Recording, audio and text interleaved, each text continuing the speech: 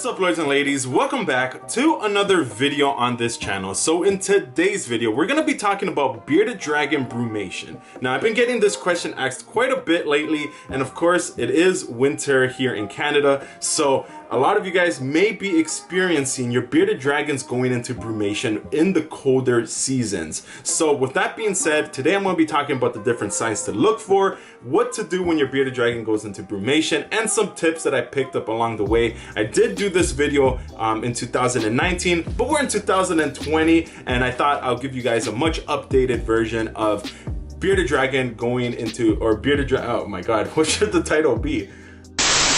But I figured I'll give you guys a quick update on bearded dragon brumation. That way you guys are informed when something like this happens, because it does happen to bearded dragons, and it could happen to your bearded dragon often if you are not taking the proper measures. So with that being said, let's just get started with this video. Let's go. Okay, so what is brumation? Now, brumation is basically like hibernation, but in reptile form. Now, if you don't know what hibernation is, then, you know, I'll put a quick article maybe in the description down below that you could do a more in-depth search on the definition, I guess. But at the end of the day, you know, reptiles, when they go into brumation, they're trying to conserve their energy because the temperatures have dropped. So usually, you know, where bearded dragons are from would be, let's say in Australia, when their winter hits, the temperatures drop, and what they would do is that they'll either go hide somewhere, and they'll go into a deep sleep, and that allows them to save their energy, so when it warms back up, they could come out, they could start breeding, they could start eating, and they could start acting like normal bearded dragons. Now, in captivity, bearded dragons still show signs of going into brumation. Now, believe it or not, personally, I don't put my bearded dragons into brumation. My room stays at a consistent temperature, as well as in their enclosure, it stays at a consistent temperature, and I haven't had any issues in the 10 years that I've owned bearded dragons of them, you know, being, I guess, deprived in a way. I haven't had any issues of them not going into brumation. I find, and this is just opinion, you know, I find that if you put your bearded dragon into brumation constantly, you know, you do run those risks of bearded dragons not coming out of brumation and potentially even dying.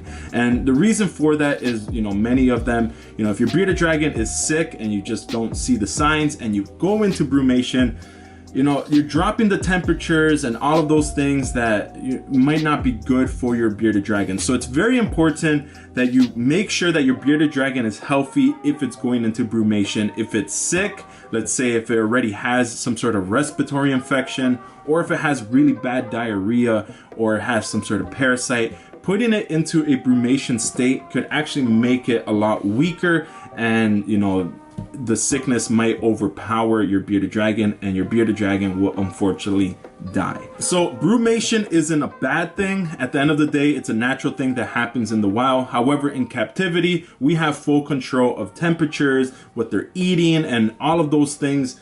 So we have the power to basically allow them to not go into brumation if you don't really want to. And the way that you could do exactly that is to make sure that your temperatures always stay consistent. So if your temperatures stay at a very consistent level, let's say they're always, throughout the year, they're always at that perfect temperature of 95 or 100, sometimes even a little bit hotter depending on your enclosure. So if your bearded dragon is at a nice consistent temperature throughout the year, nice and warm, and there's a lot of food available, chances are your bearded dragon is not going to go into brumation. The reason why they go in the wild is because there's less food, there's not enough temperature to warm their body up, so they go into a very deep sleep to conserve their energy and to save themselves. But a lot of them, unfortunately, might not make it out of it if they are already weak. And trust me, the winter does not warn anyone and say, hey, by this time you better not be weak, because I'm gonna come over there and just freeze you.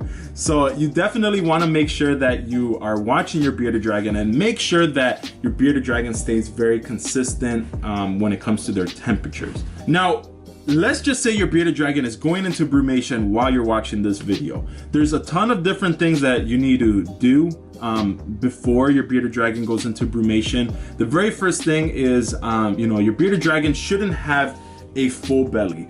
You know, all that food is not going to be properly digested, and by the time your bearded dragon basically goes to the washroom, it might be a couple of days, if not a couple of weeks. So you definitely want to make sure that as your bearded dragon is going through that process of brumation, you're kind of cutting back on the food. And that's one of the reasons why I don't like brumation so much, is because you're cutting back on a lot of things that your bearded dragon needs to survive. And even though most bearded dragons will make it through, I would say about 99.9% in captivity who go into brumation will be fine. It's usually the ones that are sick that don't do well in brumation.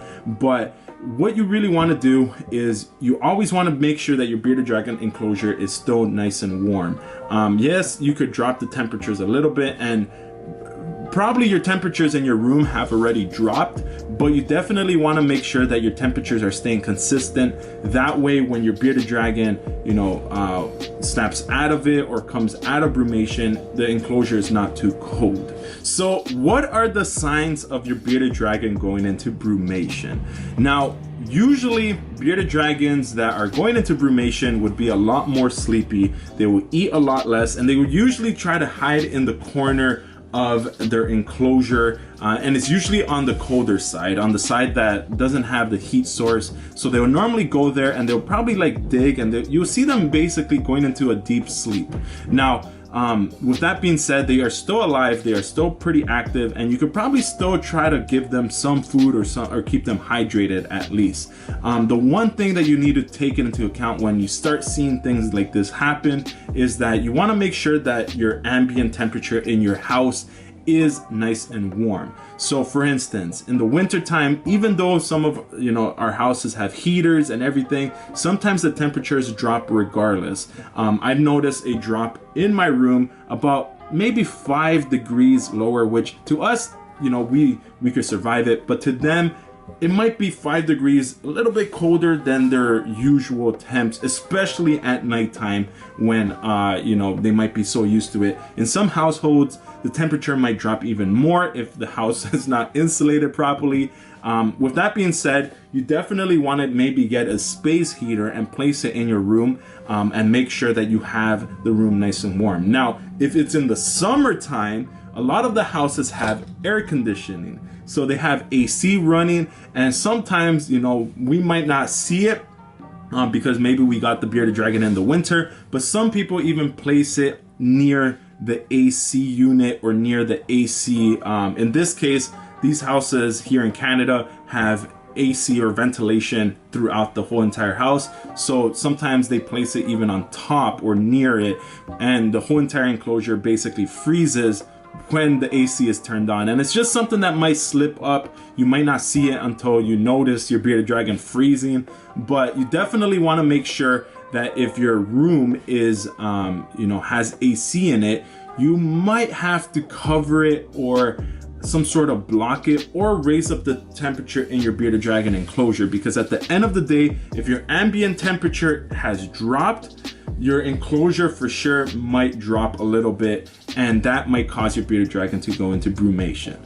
Now, speaking about your enclosures being at a consistent temperature, you definitely want to make sure that they are also consistently turning on and off. So what I have here is one of those timers. I picked this up at, I believe, at Dollar Tree. Here in Canada, we have a store called Dollar Tree. This was about $1. I believe in the United States, they have the exact same thing. Don't know about the rest of the world, but yeah, this right here is basically what the timer looks like. You set it up.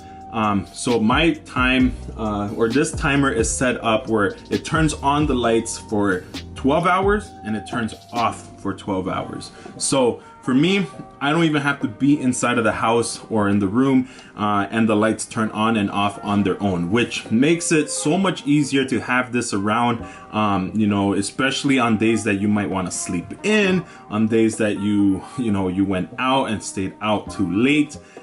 This basically turns on and off the lights always. So consistency is very important when it comes to keeping bearded dragons, not only temperatures, but how often the lights turn on and off. So this will allow you to have your lights always turn on and off, your temperatures always staying consistent, your bearded dragon most likely not going into brumation. Now another thing would be to get, of course, a temperature gun. Now I know a lot of these things us reptile keepers probably already have, but if you don't have these two things, then you should. This right here is a great gauge, a great way to check the temperatures in your bearded dragon or reptile's enclosure. Gives you a pretty accurate reading, and you could basically see where your enclosure setup is, as well as you could check the temperature around in your room to see if the ambient temperature has dropped. So you do want to make sure that you at least have these two. That way you're always consistent and always on point. So for me, like I said, my bearded dragons don't go into brumation, so I don't have a bearded dragon to show you guys what to properly do to get them out of it. But the best way that I found in the past to do so is to basically slowly start raising up the temperatures. Your bearded dragon, once things start getting warm inside of his enclosure, even if it's been already a couple of days that it's gone into brumation, your bearded dragon is going to snap out of it, is going to want to, you know, come and warm up. The whole reason why they're going into brumation is because it's getting colder, and as well as there's not enough food being provided. So us as keepers want to make sure that our temperatures are always on point. It's not bad if your bearded dragon's going into brumation, but even when it comes to breeding, you don't have to put your bearded dragons into brumation, because at the end of the day, this is something that does happen in the wild. And if you want to follow those things in the wild, go ahead and do so. But here in captivity, we could, you know, manipulate, and bearded dragons and reptiles basically adapt to what we put with them. And I find that this whole entire breeding, trying to lower temperatures in bearded dragons, actually makes your bearded dragon a lot weaker, and you know, does more harm than good. So you definitely want to make sure that you are taking your bearded dragon's health into account. Do multiple research in brumation and see if it fits for you. If that's something that you want to do, make sure that you are doing it properly. That at the end of the day, you know, this shouldn't be I'm just gonna put my bearded dragon into brumation and save me some money, because if that's your mentality, then your bearded dragon is gonna, you know, suffer in a lot of things, because you might be cutting back on a lot of good nutrients and good things that your bearded dragon is gonna need throughout his life. Now, with that being said, I am going to be doing a part 2 to this video, because there's so much more that goes into brumation, especially for bearded dragons.